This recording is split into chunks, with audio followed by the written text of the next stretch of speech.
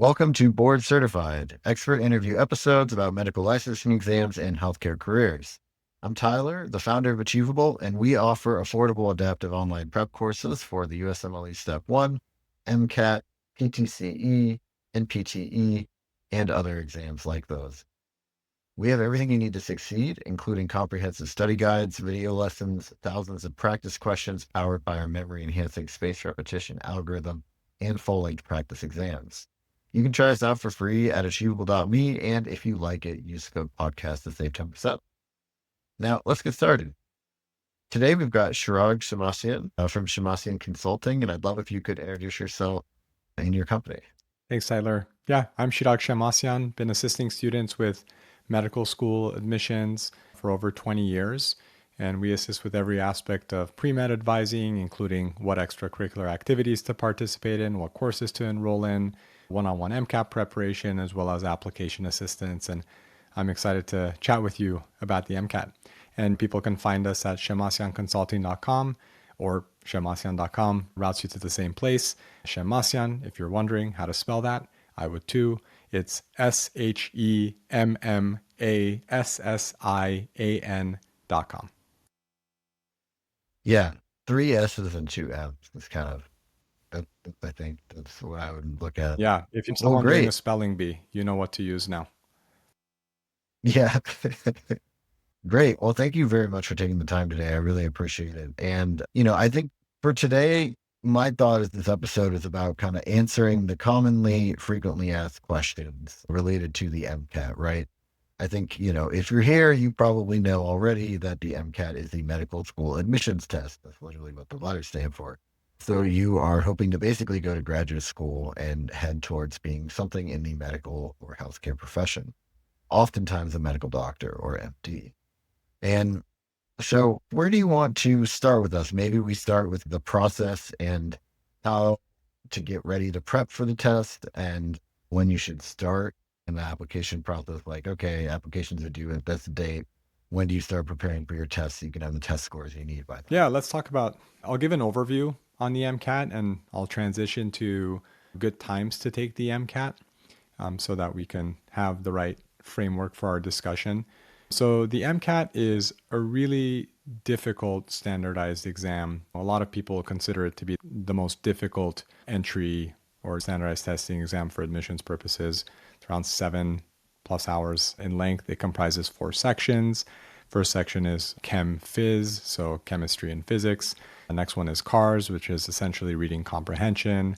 The third is Biochem. And the fourth is Psych-Soc, or psychology and sociology. And each of the 4 sections are equally weighted. The highest score you can get is a 132, and it's scored out of a 528 in total. It's a weird scoring system. And just for people's knowledge, the average score across all test takers is around a 500 to a 501. And then the average or the matriculant median score for MD programs is around the 511, around the 506 for osteopathic programs. These things can shift slightly from time to time, but it's going to be around there. And so it's a tough exam. And what does the 511 correspond to? It's in the 70s in terms of the percentile score. So you have to achieve well above average in order to be around the matriculant median for allopathic, i.e. MD programs. As far as when to take the exam, it's a good question. So let's say you apply to medical school. You're going to apply around between May to July in a given year. Okay. And that's because there's a primary application submission. Primary applications will open in May. These are the centralized application systems, and each school has their school-specific supplemental applications, and those are usually submitted in July. So then where does that put your MCAT? So let's say that I'm applying to medical school in 2025. So I would submit my primary application in May of 2025 or early June 2025, but I needed to have taken my MCAT either, and this is ideal, there's a lot of flexibility here, but the ideal is you either take it the summer before you apply to medical school. So if I'm submitting my application in 2025, I would have wanted to take it in summer 2024 or the early part of 2025. So ideally January to March of my application year. Okay. So that's how it would work. And the reason is because It's nice if you can hit your goal score the first time. It's really nice to get it out of the way and focus on the application materials. There are a ton of them, ton of essays you're going to write. So getting the MCAT out of the way is really nice. The other reason why you might want to take it early is because if you don't get your goal score the first time and you need to retake, you still have time to retake. And medical school admissions operates on a rolling basis. So the earlier you submit your application materials, the earlier you have your final MCAT score, the better it is for you and for your admissions prospects. And so let's say that you waited until April of 2025 to take your exam, you get your score back in May. Now you're going to want to retake. You're going to want to probably have a couple months to study for the retake, but now your retake is competing with your application writing efforts, and it can all come to a head at the same time. And so the more you can get ahead of it, the more you'll thank your past self. Yeah. I'm curious also, I mean, you mentioned that it's kind of rolling applications, but it, am I naive in thinking that medical schools still operate on kind of a semester basis, or is that not the case?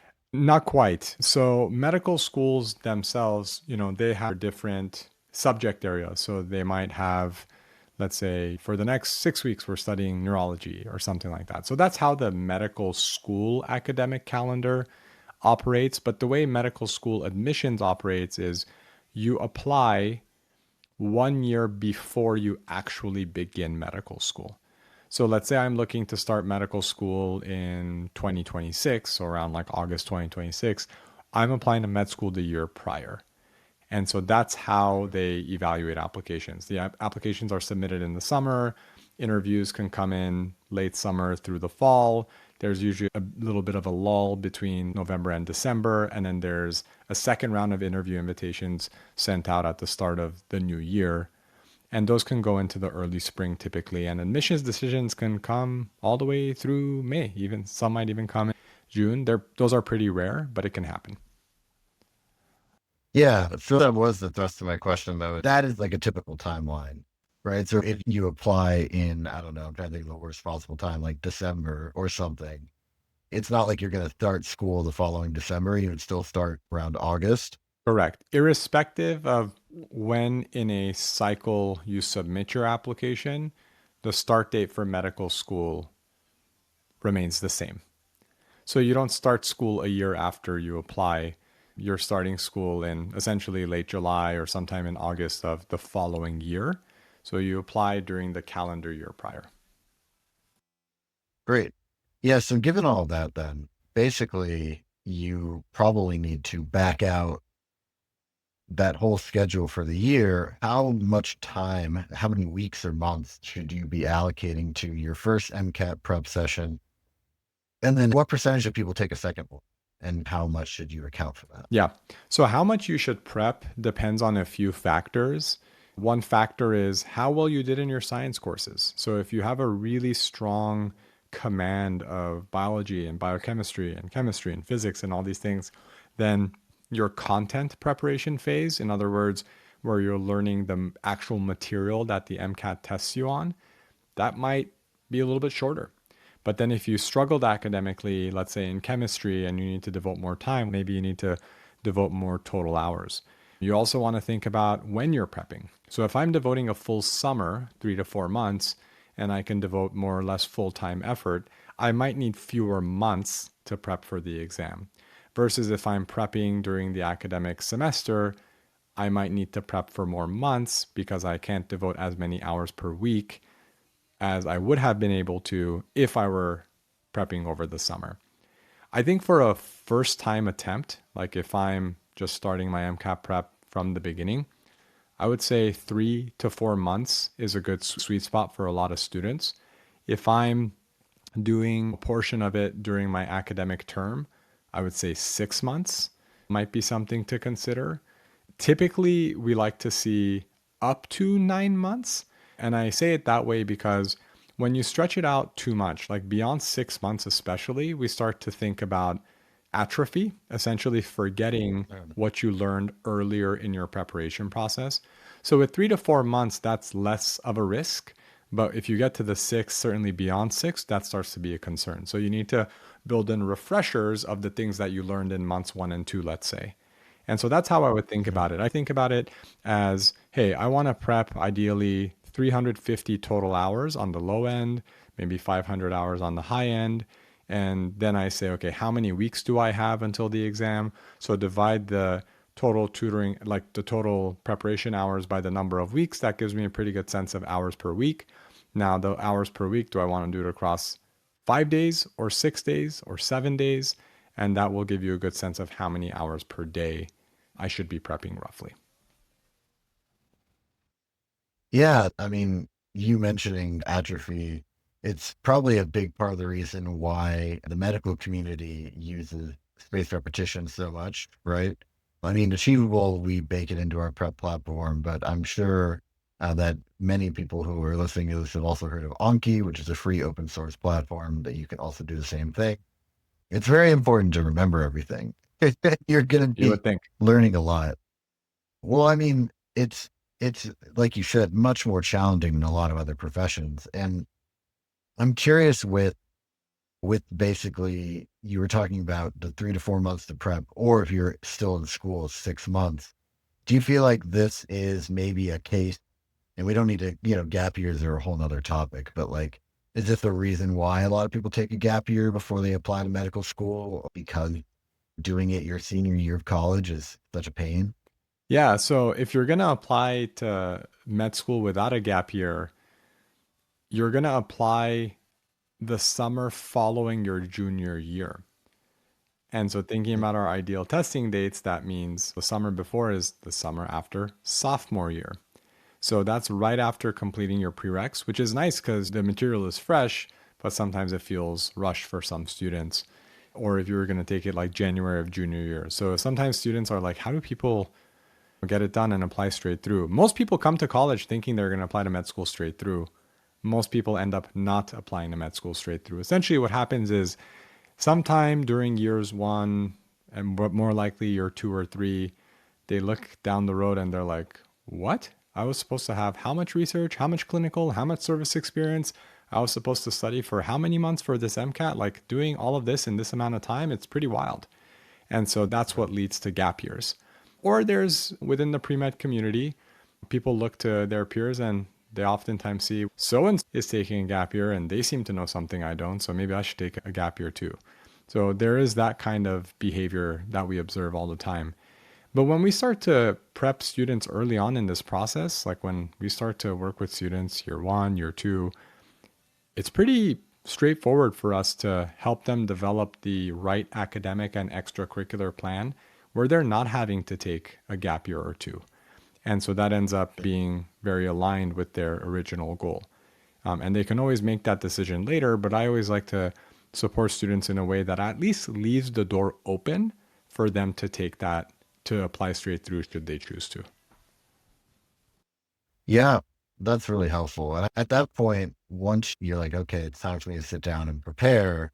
I mean, what are kind of the different ways that you can prepare, right? I mean, certainly there's online self-study courses, there's getting a book, there's doing like some sort of class, either online or offline.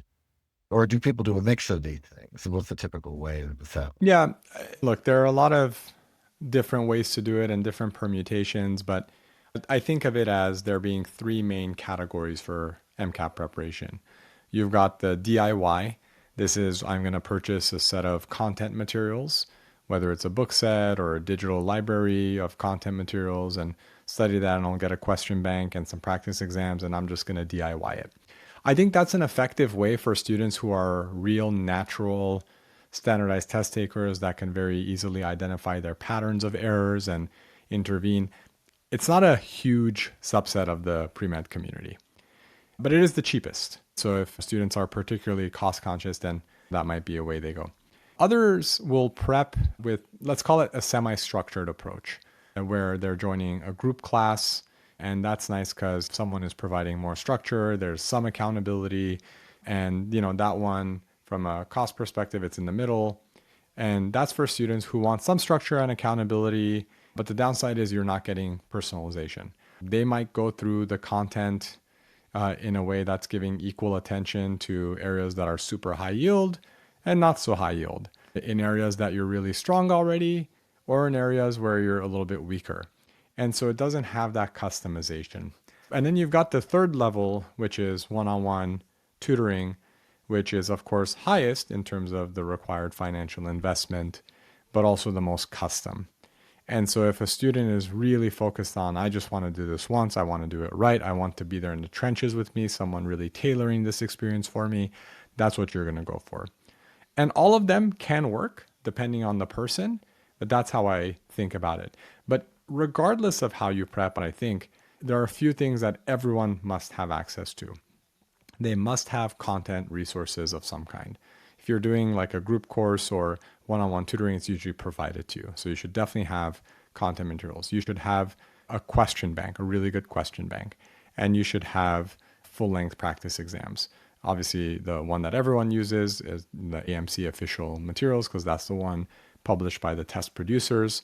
So those three things have to be there. And I would add on to there a very clear and tailored study schedule so that you're not just reading books ad nauseum, taking practice questions, saying, oh, I missed a question on acids and bases. I guess I got to study acids and bases, because there's the content portion of it and there's also the strategy portion of it. You might know a content area, but you're not sure how to apply that information for the purposes of the exam. Those are two very different things. You can have deep understanding of a specific knowledge area, but have a very hard time applying it.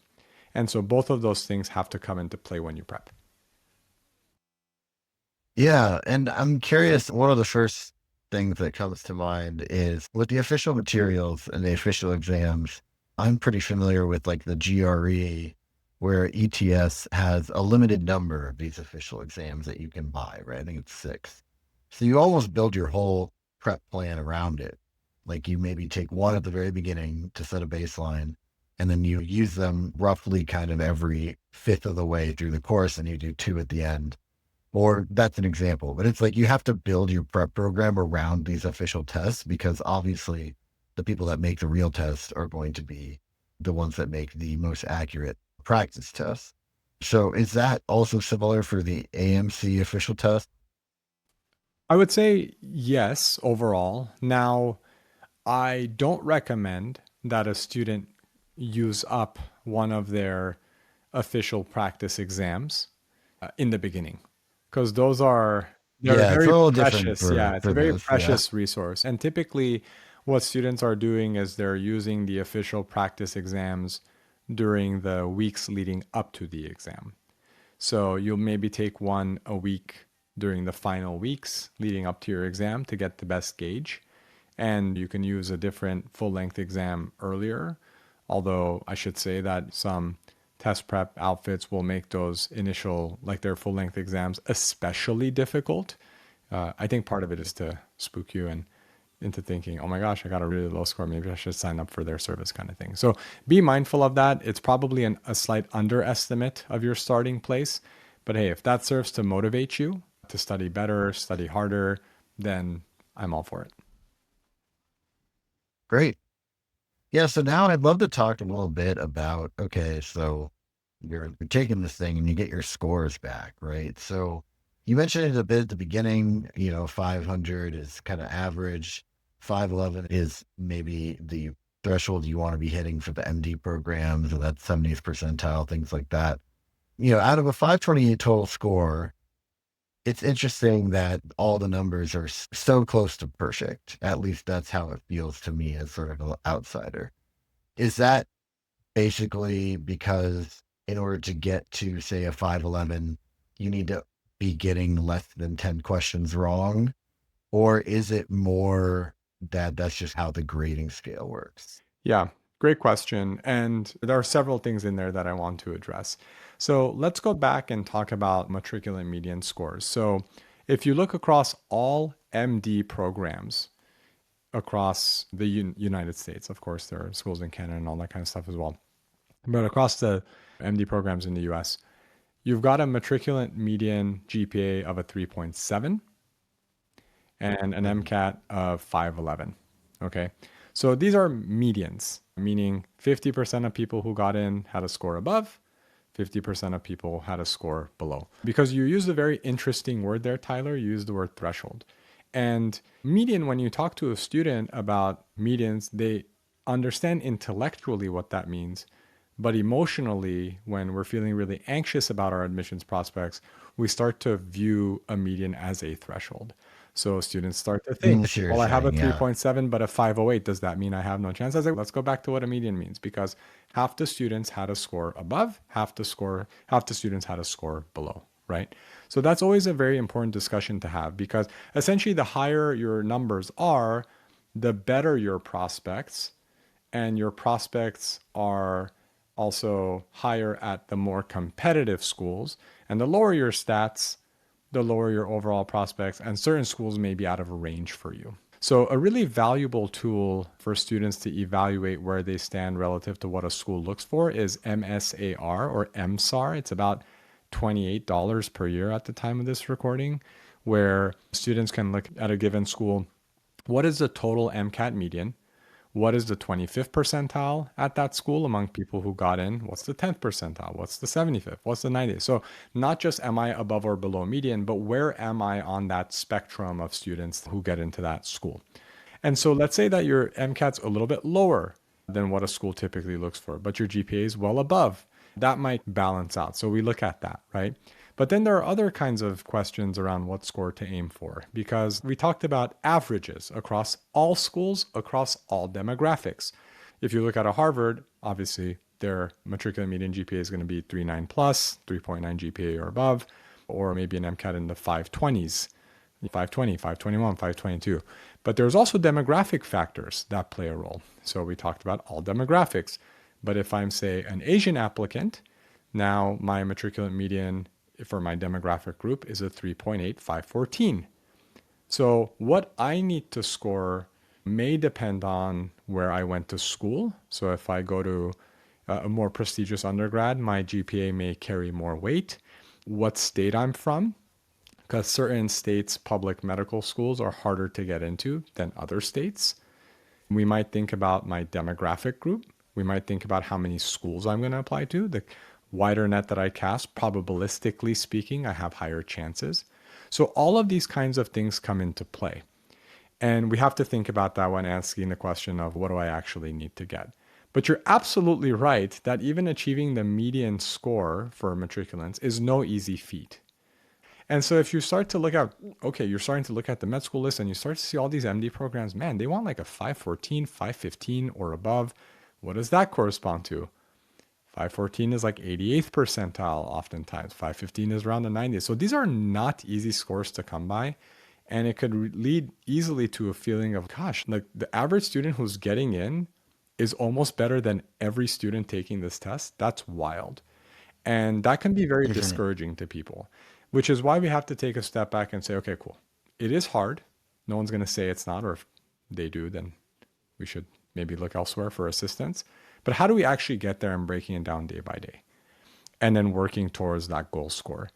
And also we have to mind, okay, let's actually aim to get a higher score than even what we've set as our baseline score, because sometimes on test day we get anxious. Maybe we have a couple points below what we were performing on those AAMC full-length exams.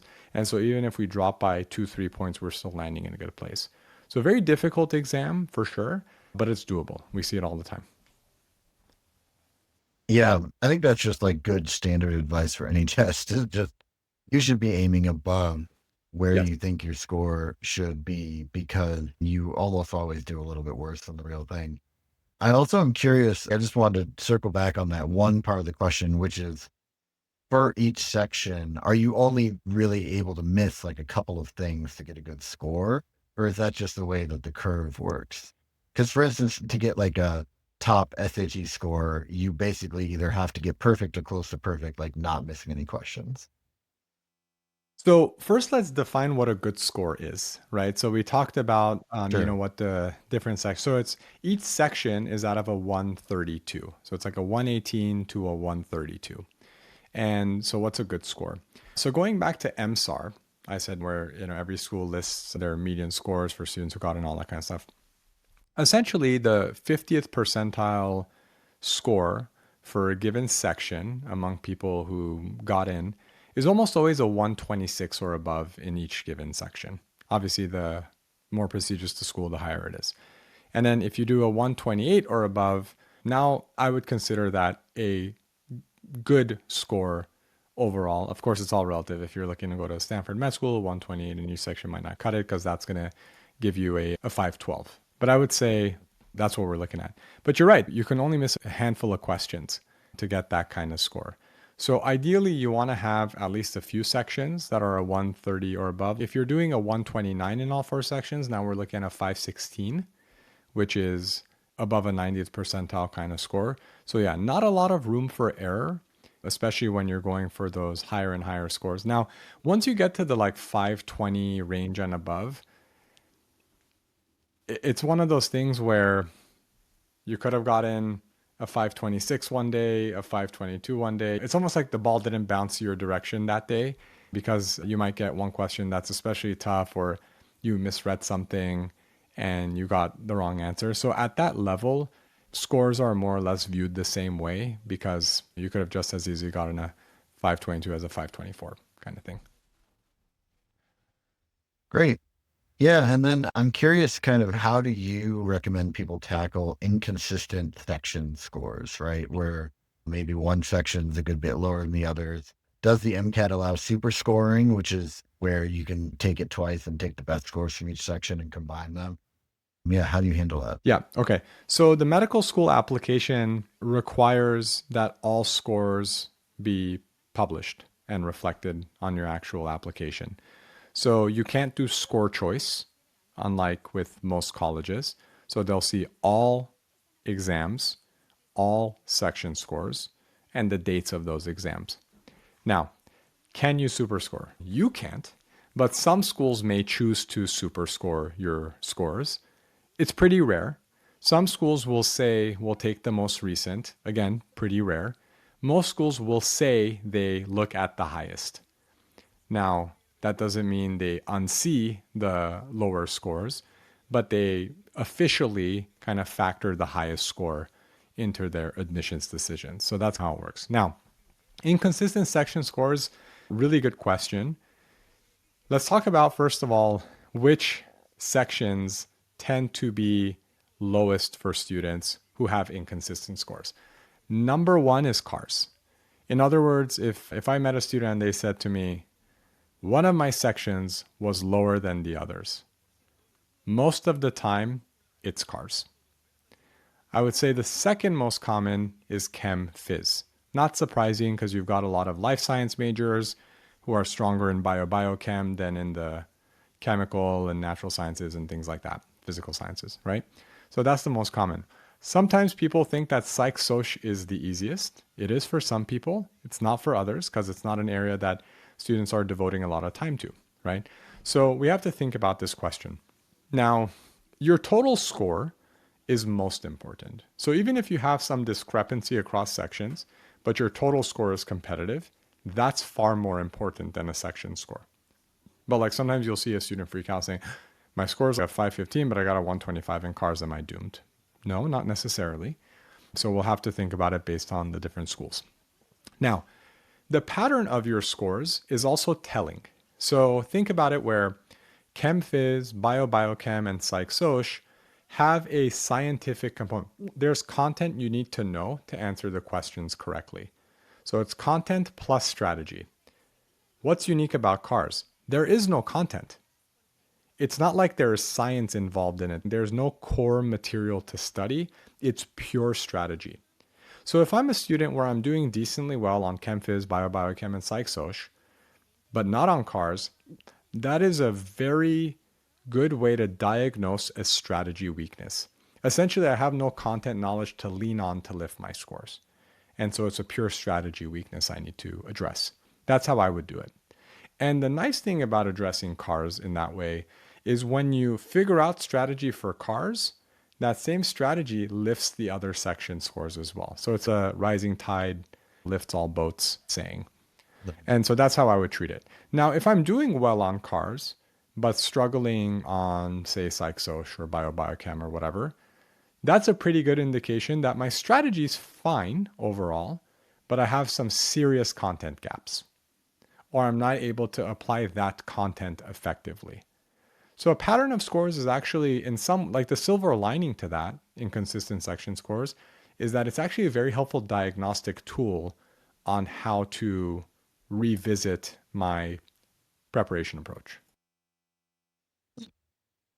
Yeah, that's really interesting. I think that basically because these different areas or sections correspond to your skills to an extent, it's almost like a little bit of a mind map, which is, I'm sure, how the schools kind of look at it too. Yeah, for sure. So then my last question is, there are rumors. People love to say different things like psych social is getting harder, or that the AMC practice exams are not as representative of the real tests as they used to be, or things like that. Do you think there's any validity to any of these rumors? And just in general, how do you handle that kind of gossip when you're studying for this thing? Yeah. So here's the thing. Regardless of how it's perceived by some people, I think the study approach shouldn't change. So you want to stick to the basics in terms of having very strong content foundation and learning how to apply it strategically. That has always worked. It will always continue to work. Yeah, so there will be times where students will struggle with a certain section that they expected to do well on. Psych-Soc is a very common example. And so in hindsight, how they'll view it is, man, like the Psych-Soc section was very different from the practice exams that I took. And so those weren't as representative. So it's a way to explain in hindsight why your scores shook out the way that they did. I've not observed something objectively different about the MCAT today than the MCAT 2 years ago. So it's hard to say for sure because I also see students doing exceptionally well on all four sections today, just as I did a few years ago as well. I wouldn't get too caught up in them because honestly, what's the value? Even if we said, yeah, this section's harder today. Okay. And you can devote a little bit more time, sure. But fundamentally, the exam doesn't change. So I wouldn't put too much stock in it. Great. Is there anything we haven't covered yet that you want to make sure we touched on before we wrap up? The MCAT is its own universe, and I'm sure that students will send in questions. But I think in terms of the higher level, how to understand the exam, how to understand scores and what to aim for, and proven strategies, I think this was a great conversation, and I'm really honored to be with y'all. Yeah, thank you so much. This has been Board Certified, hosted by Tyler and Cassandra from Achievable, with Shirag Shemmassian from Shemmassian Consulting. And Achievable has great online courses for the USMLE Step 1, MCAT, PTCE, NPTE, and other similar exams. And you can try them out for free by going to achievable.me.